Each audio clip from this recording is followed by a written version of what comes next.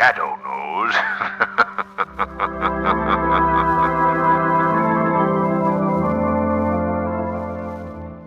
The thrilling adventures of the Shadow are on the air, brought to you each week at this time by your neighborhood blue coal dealer. These dramatizations are designed to demonstrate forcibly to old and young alike that crime does not pay.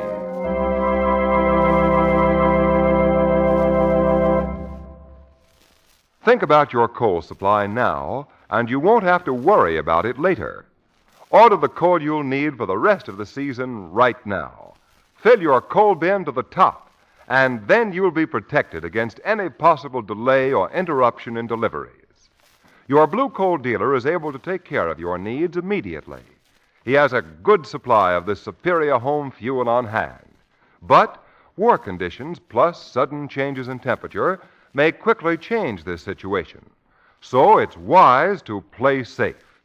Ask your blue coal dealer to fill your coal bin right now and be safe. Telephone him tomorrow.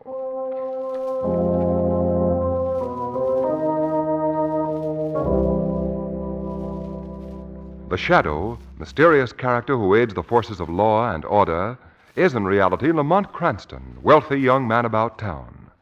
Several years ago in the Orient, Cranston learned a strange and powerful secret. The secret of hypnotic power to cloud men's minds so that they cannot see him. Cranston's friend and companion, the lovely Margo Lane, is the only person who knows to whom the voice of the invisible Shadow belongs. Today's drama, Dead Man's Revenge.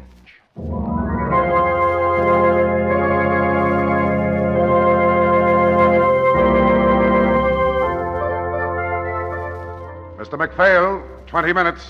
There it is, boys. Sorry.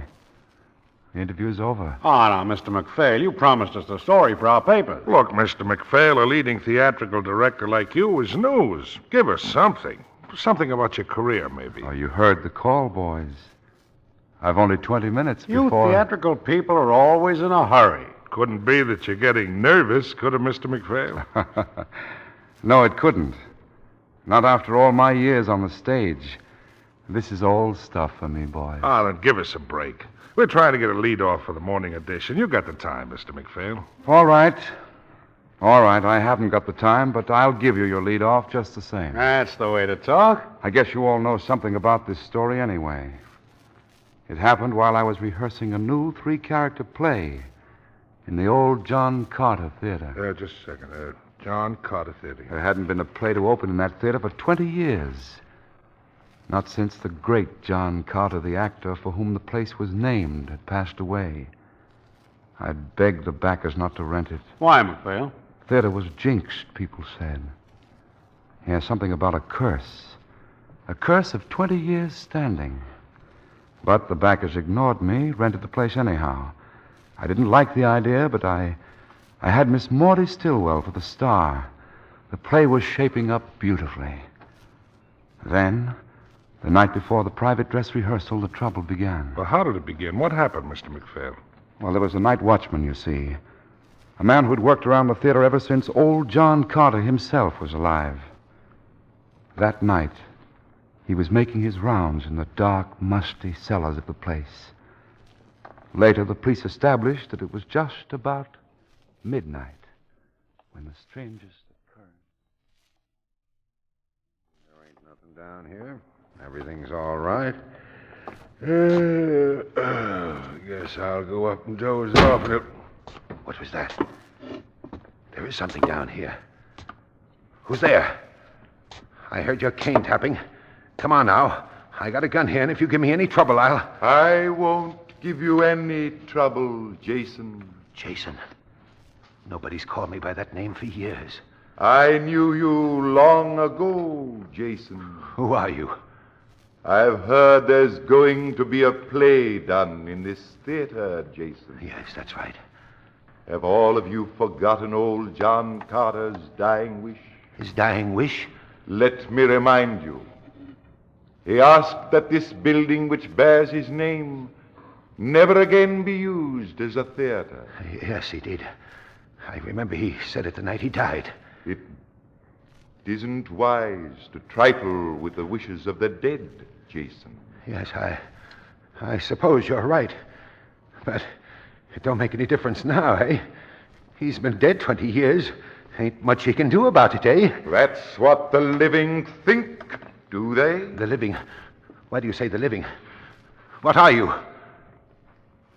Just an old friend of yours, Jason. Well, come out. Come out where I can see you. I'll come out, Jason. I'll come out. Oh, no. You see who I am, my friend. Oh, it ain't true. It can't be. You recognize me. What are you doing here? What is it you want? A dead man's revenge. Dead man's revenge.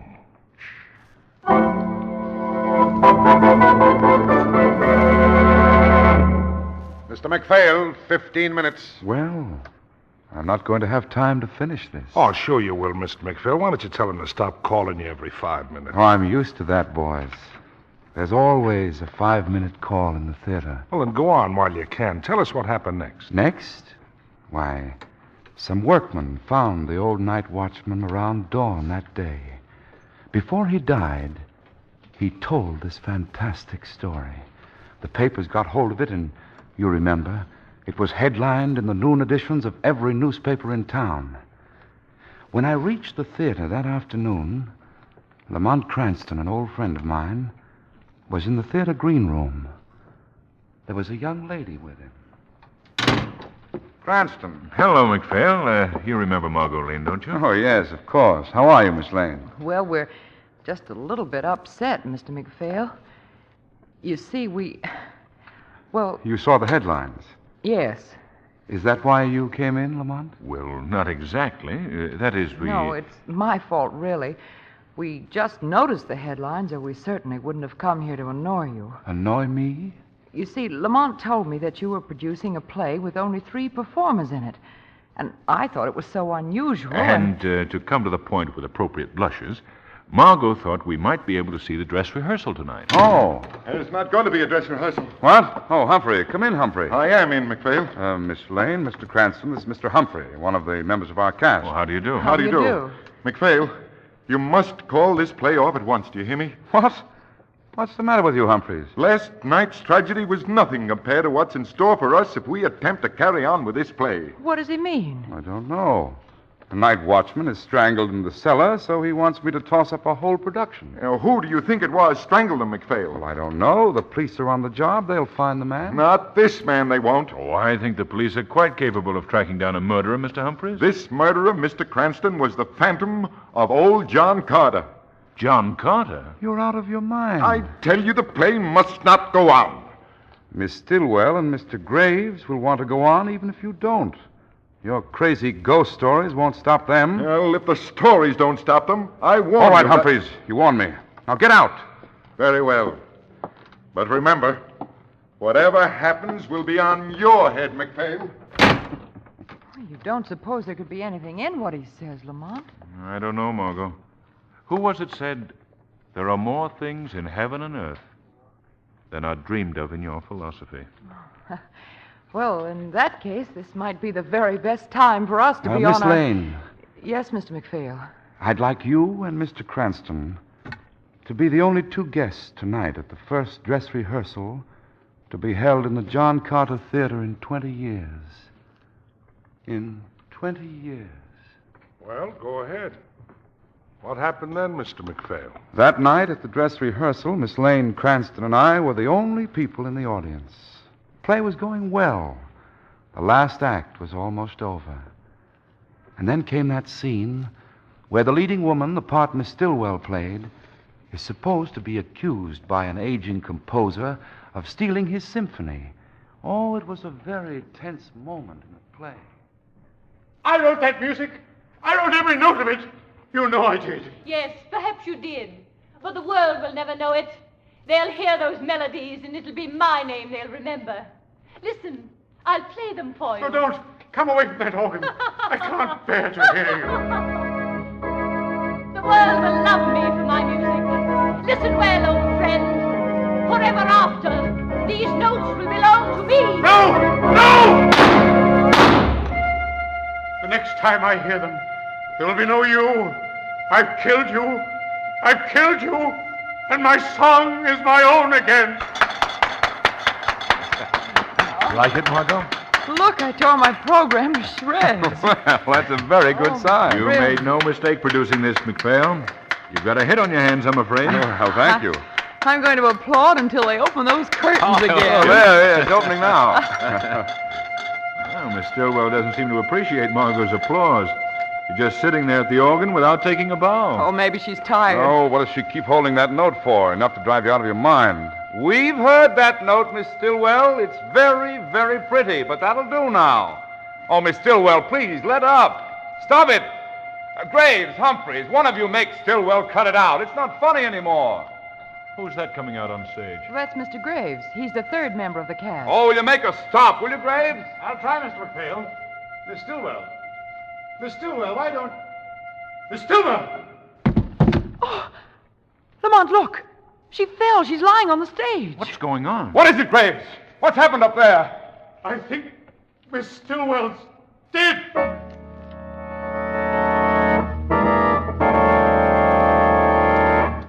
Mr. McPhail, 10 minutes. Go on, McPhail. Don't waste any time. I believe you boys would hound a man for a story on the brink of the grave. Well, naturally, the thought of John Carter's ghost flashed across every one of our minds. The next minute, Miss Lane, Cranston, and I were hurrying up onto the stage. Don't let anyone touch Miss Stillwell's body till the medical examiner gets here. Now you better get everybody up on stage, McPhail. Well, there's only one member missing. It's Mr. Humphreys. Yes, where is Mr. Humphreys? Graves, where's Humphreys? He's up in his dressing room, Mr. McPhail. Oh, shall I tell him you want him? Would you please, Miss Lane? And you, Graves, phone for the police, will you? Yes. Which one is Mr. Humphreys' dressing room? It's right up on the staircase there, Miss Lane, number 3. Oh, number 3. All right, Mr. McPhail. And you can tell him for me, Margot, that it looks very much like he was right after all. Yes, I shall, Lamont. Number 2. Number 3. Here it is. Mr. Humphreys? Mr. Humphreys? The door's open. Oh, I wonder if... Mr. Humphreys? Mr. Humphreys, where are you? Mr. McPhail said to... Who closed that door? I did, young woman. Who are you? Where's Mr. Humphreys? Mr. Humphreys is regrettably no longer with us. No longer with us? What do you mean? What are you doing in his dressing room? There was something here I had to get. Stand back now. Don't come any closer to me. No, leave me alone. Let me out of here. Come on. Let's not call for help. You're well beyond helping, young woman. Yes, there was something here I needed. Something most important to me. Revenge, young woman. Revenge from the tomb. Dead man's revenge.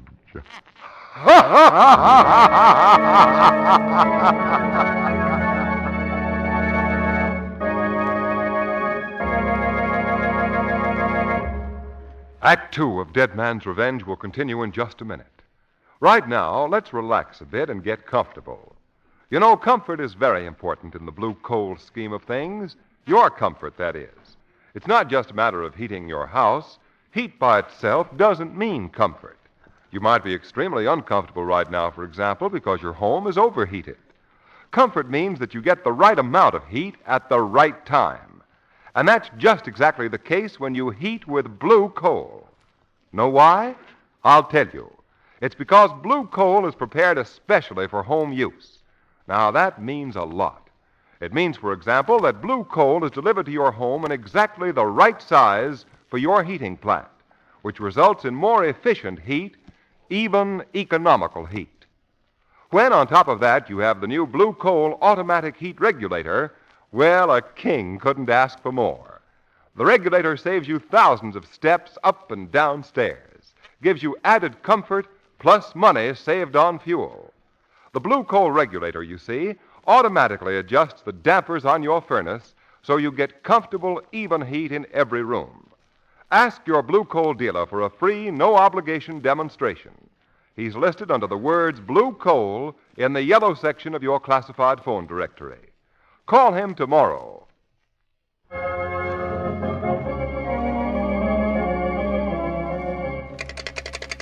Operator!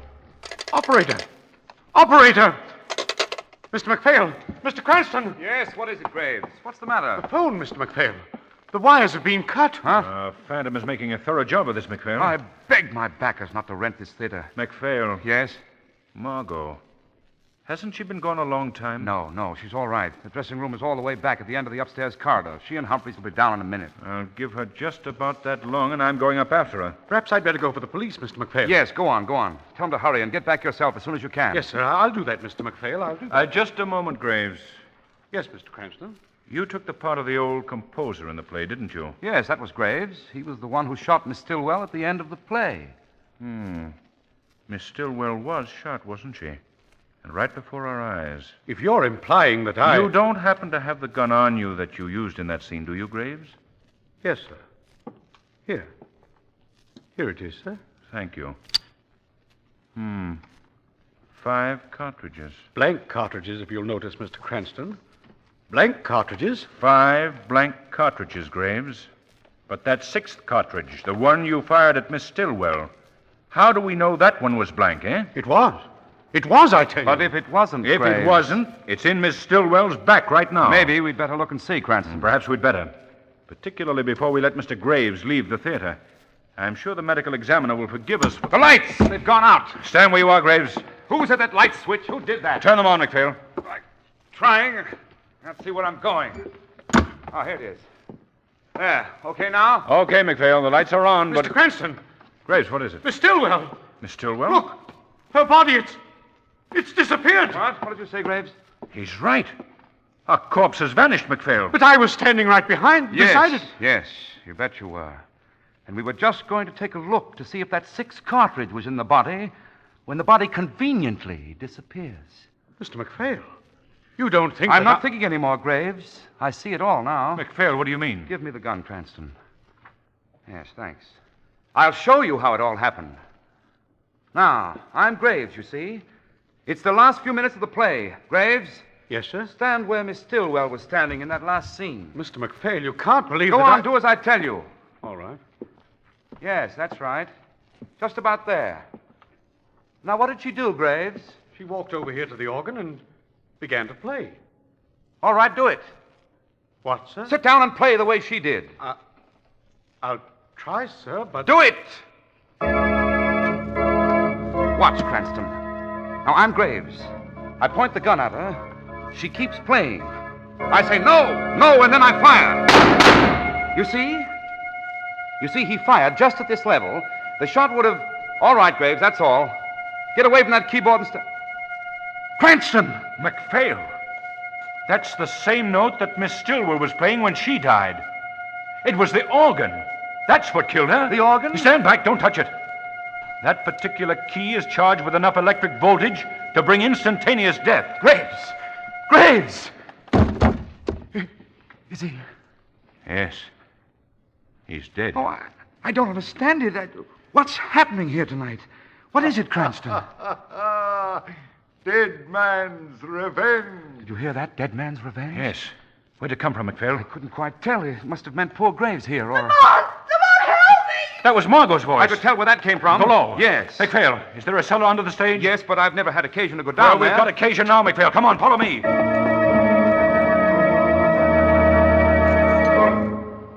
This is directly under the stage, isn't it, McPhail? Yes, it's just about. Well, there's an artfully concealed trap door up there somewhere. 10 to 1, Miss Stillwell's body was yanked through it from below here when the lights went I out. think you're right, Lamont, but let's take it easy. We don't know what we might be running into down here. This is no time to proceed with caution, Still, McPhail. it won't do any good for us to get... Listen. There it is. There, see? Coming down the corridor towards us. The Phantom. It's Carter to the life. As like him as I'm like myself. Watch. He's turning off. See? He's going into that room. If you ask me, we'd better... Margot's in that room. Hurry, McPhail. Margo! Margo! They'll never help you, Miss Lane. Let Miss Lane go or I'll... If there's anything you imagine you can do, Mr. Cranston, you may try it. I will. Come on, McPhail. Take warning. Look out, Lamont! Margo, Good work, McPhail. Excellent work. How's Miss Lane? She's fainted. All right, get her out of here, Humphreys. Take her up on the stage. Yes, McPhail. But what about Cranston? I'm turning on this gas jet, Humphreys, and leaving him here in unconscious bliss. I hope you like your new home, Cranston. You're staying here a long, long time.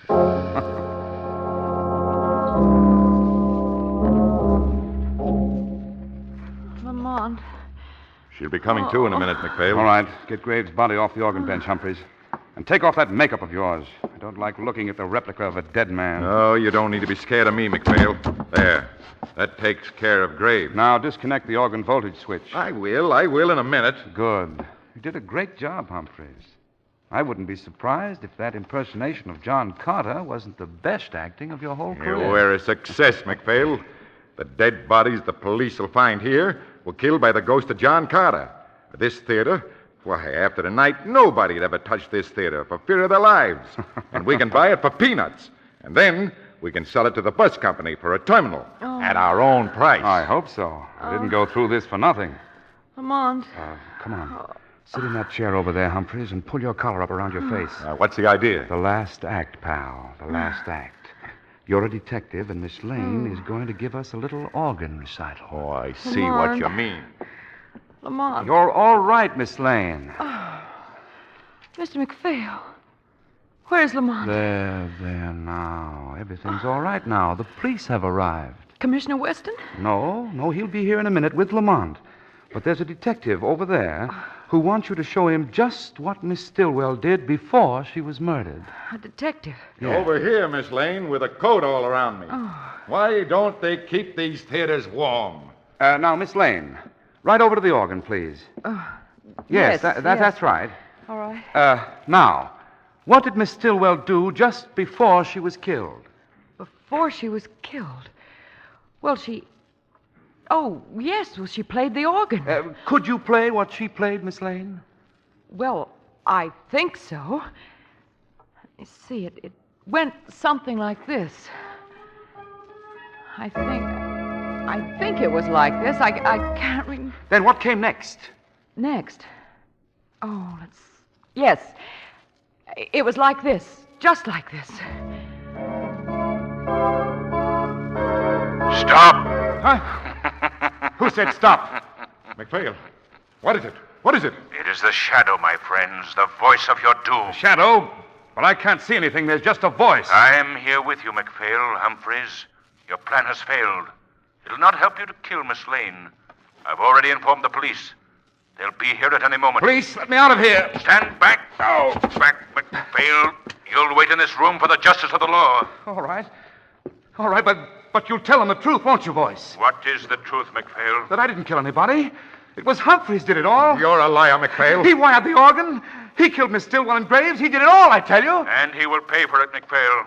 And so will you. Oh, no. You may have McPhail, but not me. Stop him, Shadow. Don't let him get to the organ. Humphreys! Not until I'm dead.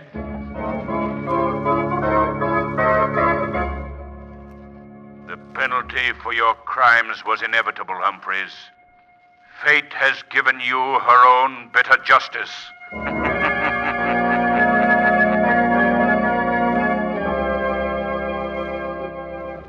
But Lamont Cranston didn't die, McPhail. I've seen him since then. No. The blow wasn't as heavy as I thought, you see.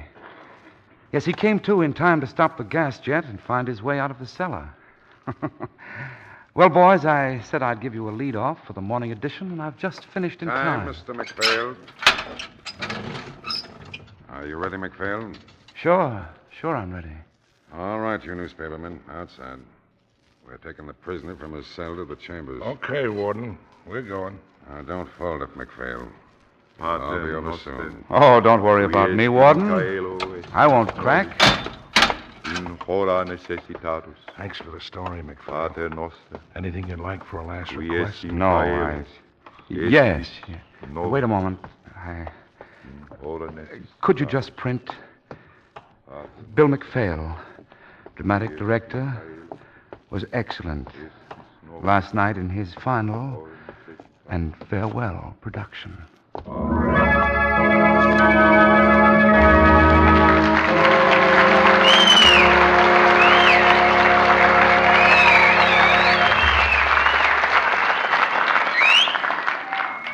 In a moment, we'll describe a real-life crime taken from police annals. But first, here is Blue Coal's distinguished home heating expert, John Barclay. Mr. Barclay. Thank you. Ladies and gentlemen, I hear some homeowners complain that they burn too much coal and get poor results. Well, the chances are they're burning the wrong size coal. And remember, it's just as important to use the right size coal as it is to use a good quality coal. You see, anthracite comes in 4 domestic sizes: egg, stove, chestnut, and pea. Now, we all know that any of these will burn in the average furnace. But if you want to get your money's worth in clean, even, trouble-free heat, there is one size or combination of sizes best suited to your particular heating plant. And if you're not sure which is the right size for your furnace, take my tip and call your Blue Coal dealer. He'll send a John Barclay serviceman who'll measure up your furnace and tell you exactly which size coal you should burn for the best heating results. And folks, while the serviceman is there, ask him for a demonstration of that great little time, trouble, and fuel saver, the Blue Coal heat regulator. This simple device automatically controls the furnace dampers from upstairs. It keeps your home at a normal, even, healthful temperature at all times without any attention from you. And besides, it quickly pays for itself in fuel savings. Thank you.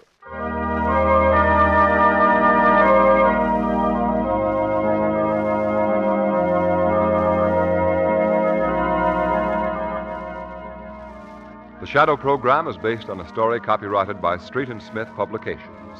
The characters, names, places, and plot are fictitious. Any similarity to persons living or dead is purely coincidental. We now bring you an episode from real life, proving that crime does not pay. James Woodward was rough, tough, reckless, a hold-up man afraid of nothing. Early one morning, he walked down 119th Street in New York City, spotted a likely victim, drew his gun, and shoved it into the man's ribs. Not a squawk out of you. Keep your hands down. Hey, what do you think you're doing? Oh, tough guy, eh? Give me that wallet. You made a bad mistake, James Woodward. The man you robbed is a plainclothes policeman. Halt! Halt or I'll shoot! Oh, my head! My head! Inside the hospital with a head wound and a charge of attempted robbery against him went amateur hold-up man Woodward. A bloody warning that the weed of crime bears bitter fruit. Crime does not pay. The Shadow knows.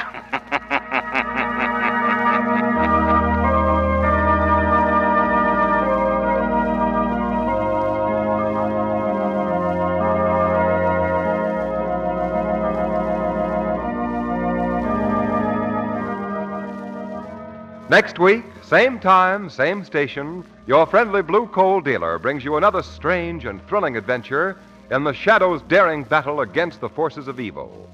Be sure to listen, and be sure to phone your neighborhood Blue Coal dealer for greater heating comfort at less cost.